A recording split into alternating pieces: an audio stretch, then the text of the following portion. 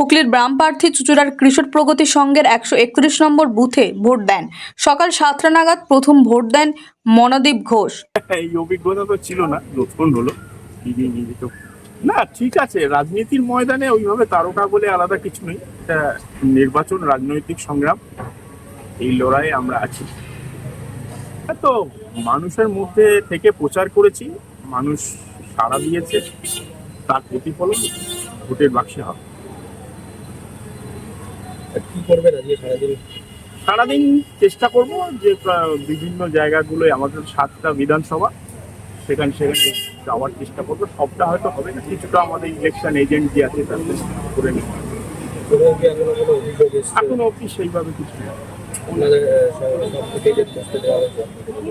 হ্যাঁ, কম বেশি কিছু কিছু জায়গায় একটু ধনেখালির দিকে কিছু টুকটাক ধমকি টমকির ব্যাপার ছিল, সেগুলো উপেক্ষা করেই আমাদের কমরেডরা গেছে।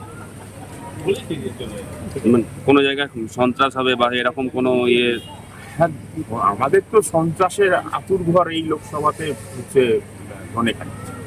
আমরা ইলেকশন কমিশনকে বলে রেখেছি, নিশ্চিত আশা করবো তারা যথাযথ ব্যবস্থা নেই। ইলেকশন কমিশন যেভাবে প্রস্তুতি নিয়েছে সেটাতে আপনারা খুশি? সবটা তো ওইভাবে হয় না, কিন্তু ভালো, অন্য বছরের থেকে এবারে এখনো পর্যন্ত সব থেকে বড় কথা হচ্ছে রেসপন্স করছে। আমরা যে কথাগুলো বলছি, কোথাও কোনো অভিযোগ থাকে সেগুলোকে করবার চেষ্টা করছে। লড়াইটা কি কঠিন হবে? লড়াই কঠিন, আবার সম্ভাবনা। সামরিক বাহিনী তো পর্যাপ্ত পরিমাণে দেওয়া হয়েছে, তাতে কি সুরক্ষিত ব্যাপারটা বাড়বে এবার?